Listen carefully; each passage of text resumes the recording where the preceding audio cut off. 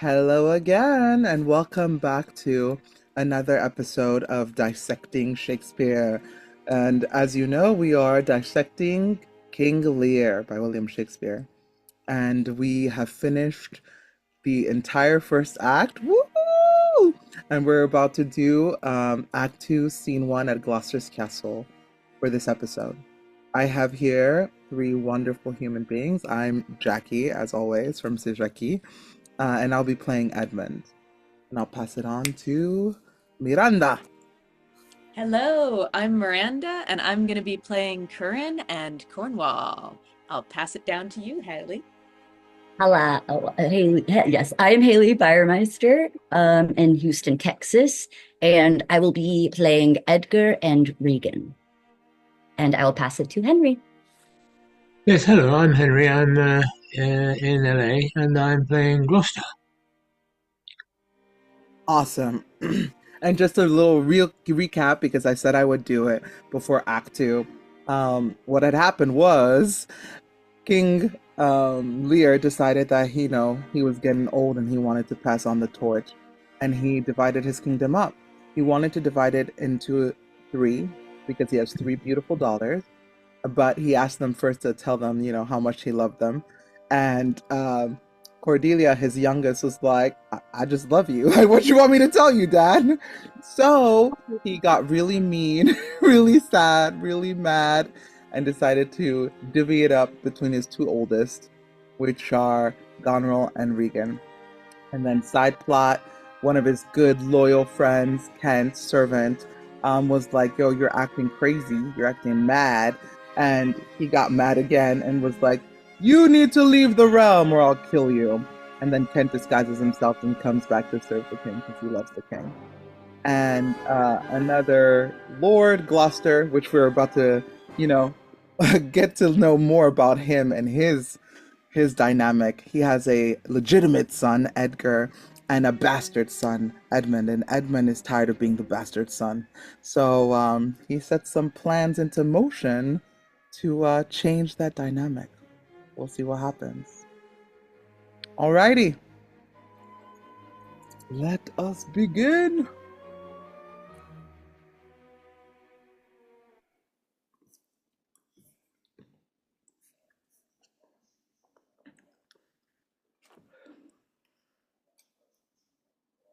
Save thee, Curran.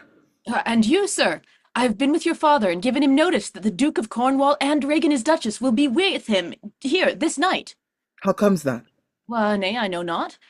You have heard of the news abroad. I mean, even the whispered ones, for they are yet but ear-kissing arguments. Not, I pray you, what are they?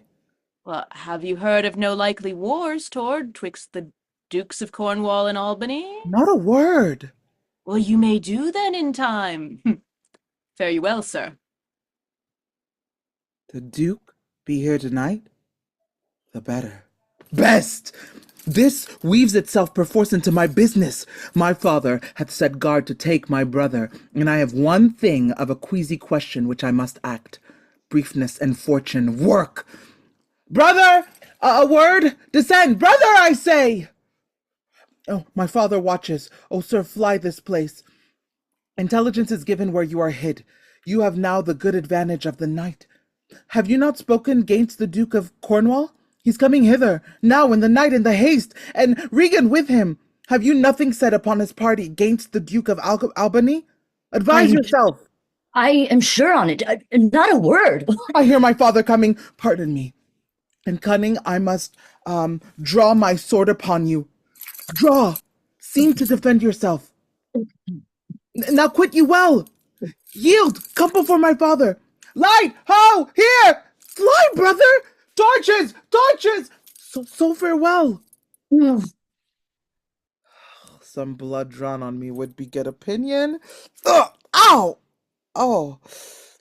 My more fierce endeavor. I've seen drunkards do more than this in sport. Father! Father! Stop! Stop! No help? Now, Edmund, where's the villain? Here stood he in the dark, his sharp sword out, mumbling of wicked charms, conjuring the mune to stand auspicious mistress. But where is he? Look, sir, I bleed! Where is the villain, Edmund? Fled this way, sir, when by no means he could. Pursue him, ho! Go after. By no means what? Persuade me to the murder of your lordship. But that I told him the revenging gods gainst parricides did all their thunders bend. Spoke with how manifold and strong a bond the child was bound to the father. Sir, in fine, seeing how loathly opposite I stood to to his unnatural purpose, in fell motion with his prepared sword, he charges home my unprovided body, lanced mine arm. But when he saw my best alarmed spirits bold in the quarrel's right, roused to the encounter, or whether gasted by the noise I made, full suddenly he fled. Let him fly far. Not in this land shall he remain uncaught, and found dispatch. The noble Duke my master, my worthy arch and patron, comes tonight. By his authority I will proclaim it, that he which finds him shall deserve our thanks, bringing the murderous coward to the stake. He that conceals him, death. When I dissuaded him from his intent, and found him pight to do it, with cursed speech I threatened to discover him. He replied, Thou unpossessing bastard, dost thou think if I would stand against thee, would the reposal of any trust, virtue, or worth in thee make thy words faithed? No, what I should deny as this I would. I, though thou didst produce my very character, I turn it all to thy suggestion, plot, and damned practice. And thou must make a dullard of the world, if they not thought the profits of my death were very pregnant, and potential spurs to make thee seek it.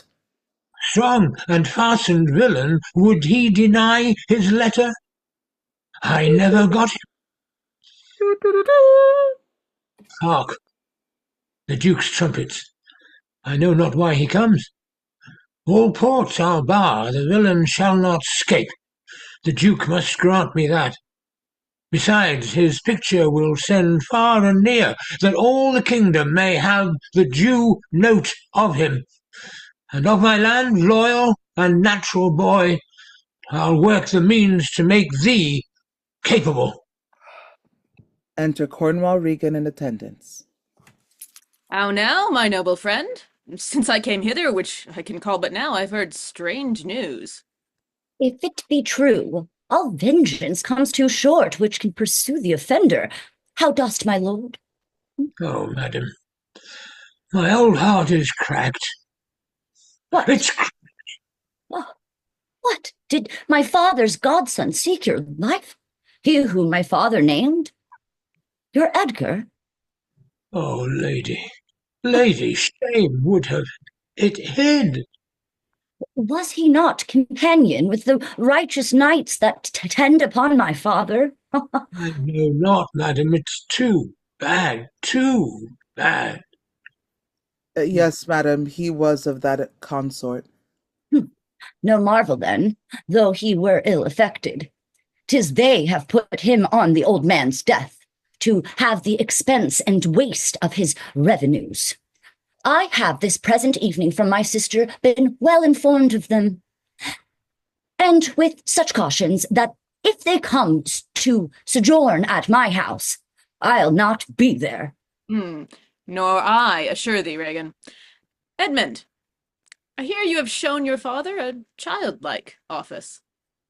'Twas my duty, sir. He did bewray his practice, and received this hurt, you see, striving to apprehend him. Oh, is he pursued? Ay, my good lord. Well, if he be taken, he shall never more be feared of doing harm. Make your own purpose, how in my strength you please.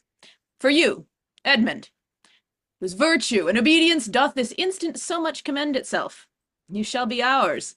Natures of such deep trust we shall much need. You, we first seize on. I shall serve you, sir, truly, however else. For him I thank your grace. You know not why we came to visit you. Thus out of season, threading dark-eyed night, occasions, noble Gloucester, of some poise wherein we must have use of your advice. Our father he hath writ, so hath our sister. Our differences, which I at least thought it fit to answer from our home. The several messengers from hence attend, dispatch. Our good old fellow lay comforts to your bosom, and bestow your needful counsel to our business, which craves the instant use. I serve you, madam. Your graces are right welcome.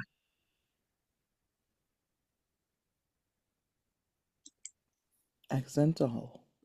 End of Act 2, Scene 1. Alrighty, come on back and let's talk about it. Beautiful. So, what happens? What is happening?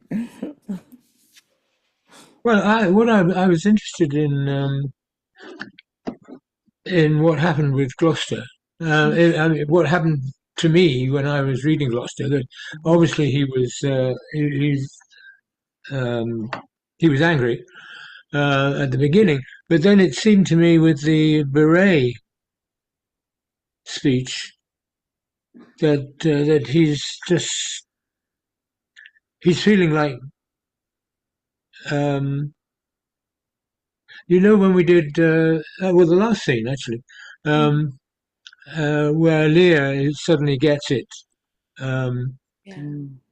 that he had done something wrong. It seems to me Gloucester is just realizing how hurt and broken he feels by this sudden, as it seems, kind of rebellion by his son, and rebellion against him, and rebellion against, I mean, just a change of heart.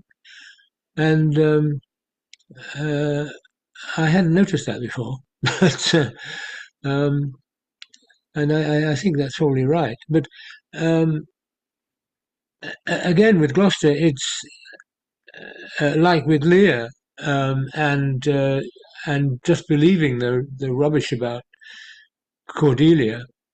And why does Gloucester suddenly think that his son could have, that Edgar could have gone so badly awry? I mean, there can't have been any evidence of it earlier in life, but I think the difference between the daughters in Lear's world, right, and then here when we're meeting this kind of different family with the brothers, I think it's that the I know for sure like Edgar definitely has his like hiding place. Like he's not around much. I think and then I think Edmund's off doing whatever Edmund's doing. So they're not as connected and super like, I guess intimate in each other's affairs as much as on Lear's side where everybody's involved with his.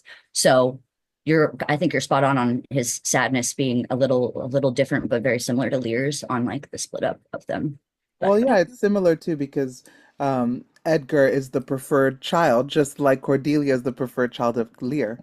What were you saying, Miranda? You were thinking something? Yeah, no, just I was on the same lines. I was just thinking too, when Henry, when you were talking about the parallels with rebellion, I thought that's really interesting that you basically have the the one way, in that previous scene that the girls are pushing back, right? Hmm. And rebelling against Lear, and then immediately followed by the way that Edmund is rebelling via disguise, via pretending, via pushing all the identification with the rebellion off onto his loyal brother.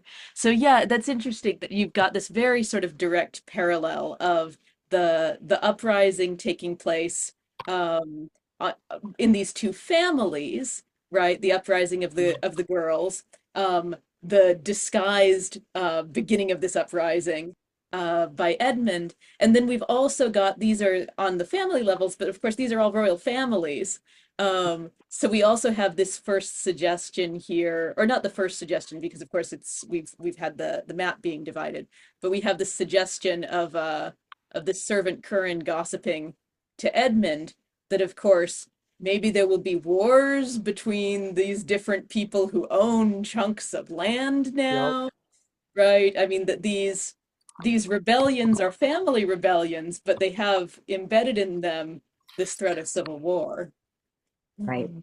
And it ignites Edmund into doing what he's doing, which is, I wonder if he planned this because it's really, really Yeah. smart. And it also shows maybe this absolute disdain for, I don't know, maybe they didn't get along as kids and then they just grew apart. But he's like, I can do this. Like, I can take over what Edgar's rightful, I mean, there. Yeah, we can only guess, but I don't think they grew up together. Again, Edmund I is a don't think so either. bastard, right? He's not legitimate, whereas Gloucester, like Edgar, is like the wife, right? Gloucester's Right. wife's child, and so he is the legitimate son of this family, and he For has sure. the right to the lands, to the wealth, to everything.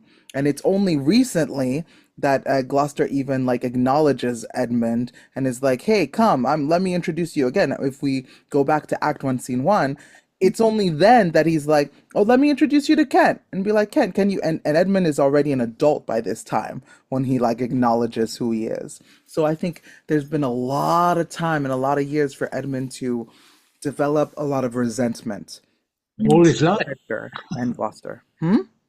all his life, Right. Right. Yeah, his almost like whole life has been about resentment and wanting to be legitimate, as it were, but also just wanting what the love. Actually, it always comes down to love, doesn't it? yeah. Wanting love, however it's expressed, Mhm. of the father, which he doesn't have.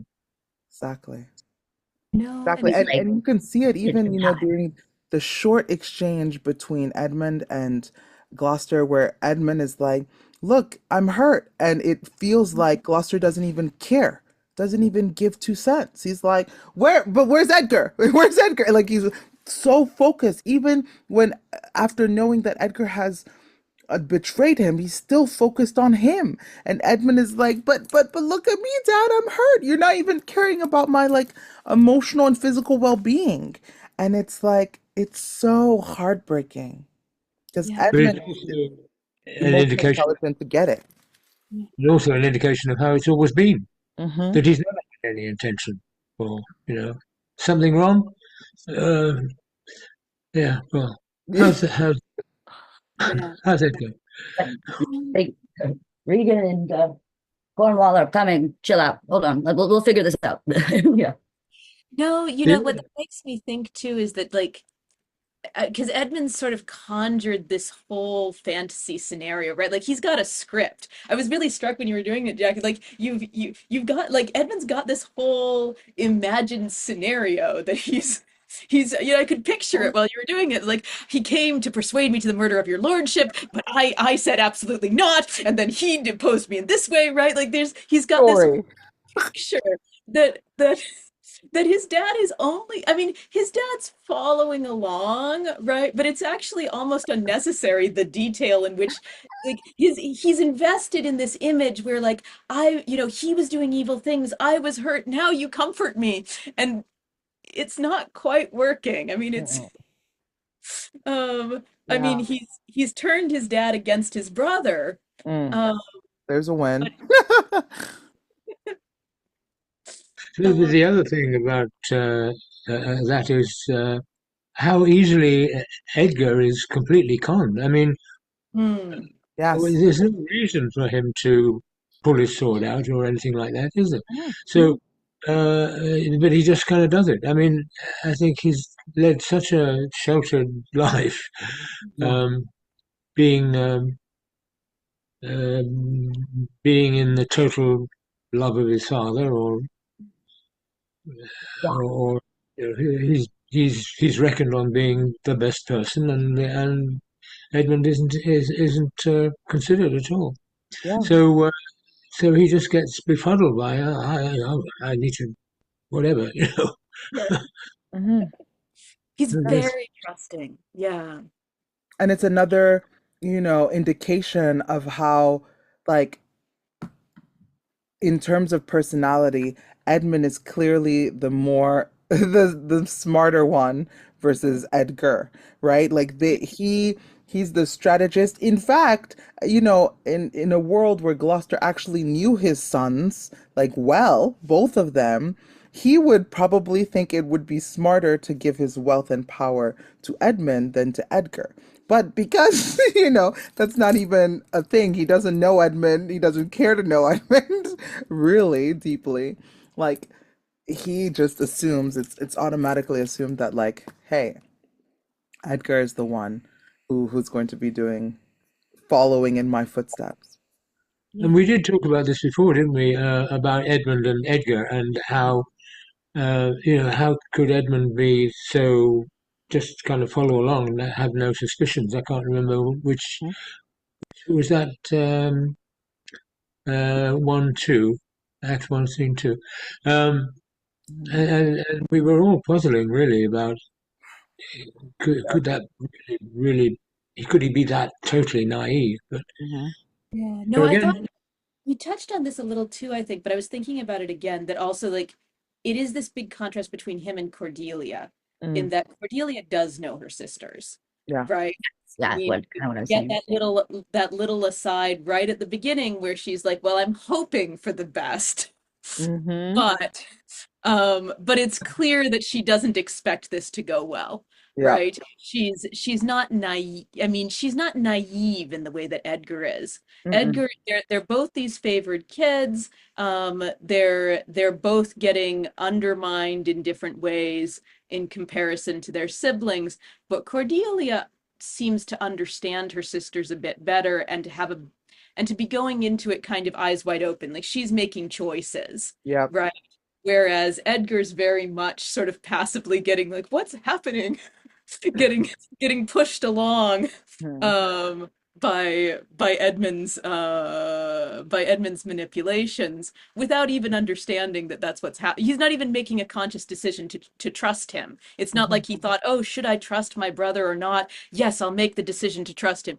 No, it's really more just he's not thinking through some of the choices that he's making. He's all Edmund's also lying to him. Like you know what I mean? So like I don't know. I just imagine Edgar being this, like Henry was saying, very sheltered man Mhm. that like comes out to this scene and is just like kind of wiping his eyes, like he's been reading or doing his own thing in his like room for like weeks now, but not hanging out with anybody. I think I get that vibe That's from him so that he's a bit funny. of a loner.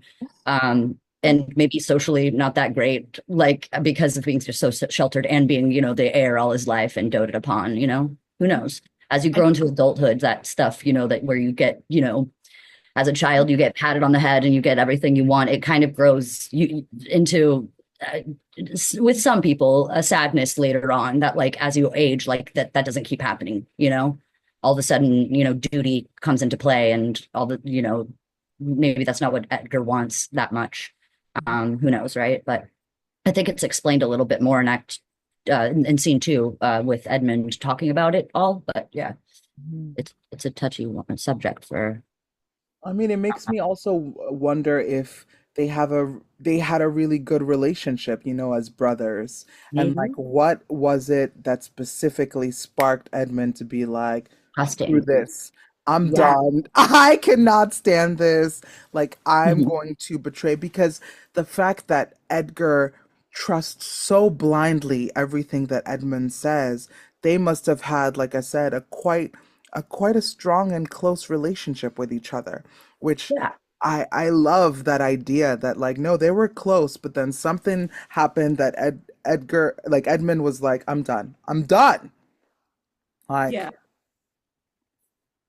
yeah. No, that's a really interesting point. Yeah, that we have the closeness that in this fight it almost seems like Edmund's so focused on tricking, up until now, everything we've seen, he's so focused on the frustration with his father and Yeah. on tricking his father, right? Um, and Edgar's getting, and so he's sacrificing Edgar in the process. But it almost, even as he's tricking him, like you were saying about the good relationship, even then it almost doesn't feel quite directly malicious. It's not like Edgar did anything specifically to him. It's that he's in my way.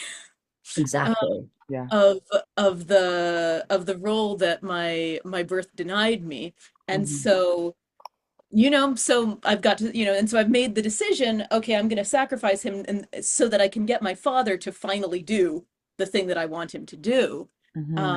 As opposed to there being any sort of the more conventional sibling rivalry. Like this isn't because, oh, I've decided I hate Edgar and I want to undermine him. It's more, no, this is about dad. Yeah, I Yeah. found I actually did find, we have done this in Act One, Scene Two. Yep. There's just like the end of Edmund's speech, yes, and he's kind of talking shit about it. And he's like, then doth will a dull, stale, tired bed go to the creating a whole tribe of fops, and probably referencing Edgar, right? Go tween asleep and wake. Well, then, legitimate Edgar, I must have your land. Our father's love is to the bastard Edmund as to legitimate. Fine word, legitimate. And he's all like, "Mwah." That shows a little bit. He's like, I'm ready to do this. This is happening. So I just, yeah, I like the foreshadowing of that monologue at the beginning, Act One, Scene Two. Of No, Act. I'm smart.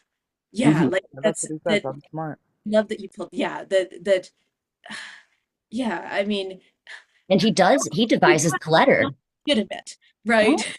Oh, yeah, yeah. I don't, when my dimensions are as well compact, my mind is generate, my shape is true. When I have all of these qualities and yet unfairly I'm denied. Yes. Yeah, and it's like, in fact, it's not even welcome packed. You're, diminishing. Like in my mind, I'm like, no, no, no, I'm much better than Edgar. Like as Edmund, like there's no comparison between the two of us. Smarter, I'm stronger, I'm faster, I'm all of these things. Like, why would you? Yeah, it kind of reminds me of, a little low key. We're not going to go too much on this tangent, but the line in Winter with Richard and John, the two youngest and oldest brother, where I'm like, yeah, no comparison. Like, get out of here. Probably I do. mean, that it's sort of Nice. about competence. It's like, I feel like I'm competent in the things that I value, and I feel like you're not. Hmm. So, Yeah. Exactly. So So what quick. is So good. what has caused Edmund to rebel at this time? I mean, That's the to problem. take his chance at this time. Just We don't the know. No, we chaos don't out of know.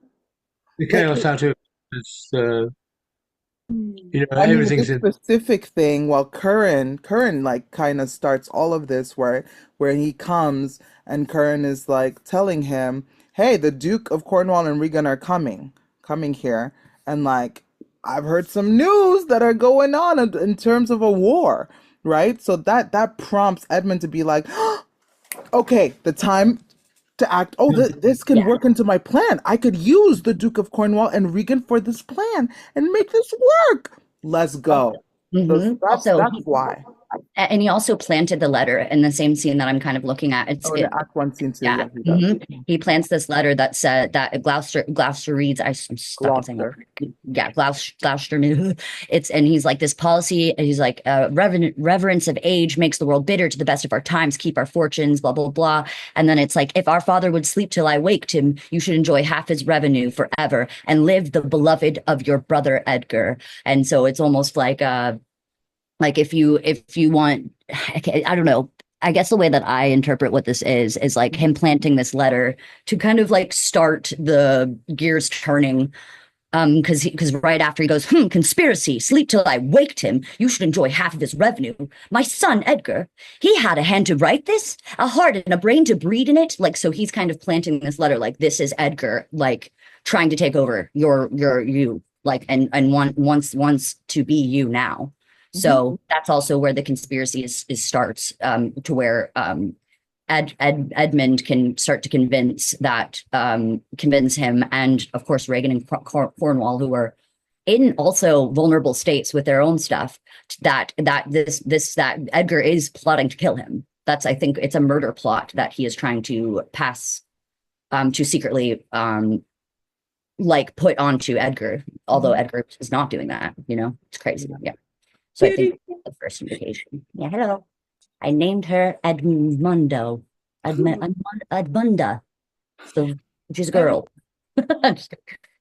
I was also thinking in terms of like, why is this all happening now, right? That Yeah. I mean, of course, part of it we've got, Lear's dividing the kingdom, Edmund's making his move. I was thinking and I don't know exactly how much weight we're meant to put on it. Gloucester does have a little bit where he talks about, also back in that Act One, Scene Two, where it's setting all this up, right? Where he's saying, "Oh, these late eclipses in the sun and moon portend no good to us." He's saying, like, essentially, like, nature. So there's eclipses, nature's out of joint. Oh, I This is love it. Yeah. time, right, in which chaos is starting to happen, right? And he says, "Oh, love cools, friendship falls off, brothers divide." Now, of Ooh, course, he's, I mean, that's in a monologue that he's saying in response while he's being tricked, right. right? So how much we go with that, I don't know. But I do think there's an interesting, I mean, there's a lot of weather and nature in this play, Oh right? yeah. This right? I mean, so this kind of sense of everything, there's something in the air, everything's Hmm. falling apart at once. Yeah. It's family is falling apart. Edmund's making his move and Gloucester's family is falling apart. The nation is cracking apart. Everything's in chaos. Um, Hmm. Oh, I yeah. love Is The it. it Yeah. moon this is play? brought up here Somebody, too. Hmm. is it this play where somebody at the beginning talks about the stars and And does all the time. Edmund talks about the stars all the time. that the time is chaotic, or Yeah. how start? Gloucester says, "We have seen the best of our time," as in it's over with. And then he's like, machinations, hollowness, treachery, and all of the ruinous disorders follow us disquietly to our graves. Yeah, it's like there's a. Mhm. That's Gloucester saying that, though. I know I think you're Gloucester. referencing your speech. Gloucester, someday. Gloucester. Gloucester. Gloucester. Gloucester. So get Yes, that like better. lost her. I lost her. Gloucester. Oh, oh my God. You just changed my world. Thank you. You're welcome. Yeah, that's why I was like, stop saying I Gloucester. know. Did you see me smile a little bit when I had to say it as Regan? I was like, I British I name. went, I said it wrong again. Yeah, Edmund talks about the moon. He says, conjuring the moon to stand auspicious mistress. And the Yeah. moon was brought up in Act One, Scene Two as well. Right. No, Um, it's interesting, right? Because like mhm, you're saying, like he's the cynic, right? So he's saying, well, oh, I mean, according to Edmund, oh, it's not a real. I mean, I'm going to use this manipulation about the moon, mhm, but I don't believe in it. Oh, we blame our disasters on the moon and stars, but I don't think yeah. that's true. I don't believe that my birth made me anything. And then there's Gloucester, who does believe in it, and who's clearly like our more likable person. But is he our more is is he right? Or is the play kind of siding with cynical Edmund? I don't know. Oh, that's And a I don't good. know if Gloucester is a more likable person personally. No, that's true. Uh, Likable's not quite the right word. Less mhm, treacherous. But then mhm, he doesn't yeah. have to be. I guess, He's but he sides so quickly again with Edmund, and not only that, but also with Regan and Cornwall, right? Who come and are like, "Listen, maybe he's one of the King Lear's dukes, knights, not dukes, knights, causing mischief." And like they also easily manipulate him against Lear, who's supposedly, someone who is close to him and who he trusts. And so it's interesting. Yeah, well, Gloucester has perhaps a similar sort of personality to Edgar in a Mm, way. That he's easily duped, yes. perhaps, or hmm. Yeah. Well, clever against the naive. I don't know. we'll see what happens at this point at the end of this.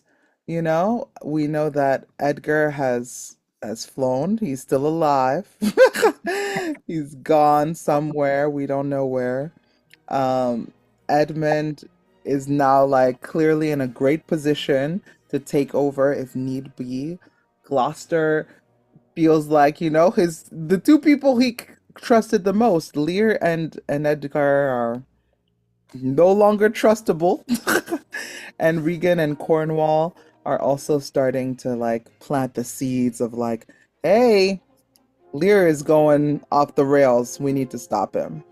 So nothing bad can happen after that, right? Another interesting thing I noticed was, which I hadn't really noticed before, was how Gloucester has to pay so much respect um, to the Regan Lear side. and Cornwall. Well, yes, um, in for my lords and all that sort of thing, which it's almost I was going to say it's almost Polonius-like. It's not really, but at the same time, um, there's also something about them having more weight, them having more Yes. importance Hmm. than him, Absolutely. uh, and that kind of probably clouds his actual judgment in many ways, thinking, oh well, I have to go with that, or they're right, or whatever. I quite wonder if people get confused by this, but like truly, it's not a side story because they all come together, and I think that's what makes this play really, really rich. Is there's kind of two stories going on that like also intermingle so well. Totally, yeah. Absolutely. Mm. And shows you, different types of families and relationships, Yeah. right? Mhm. Mhm. Excellent. Well, thank y'all so much for playing. Thank you. Henry, Miranda, and Haley. Thank y'all for watching. Please let us know in the comments below what are your thoughts. What did you think of this scene? If you could play anybody, who would you want to play in this scene? Let us know in the comments below. And watch out for Act 2, Scene 2, which is next. And that one is a pretty long scene, I believe. Not crazy long, like the first one, but still pretty long. Thank you so much, and until next time.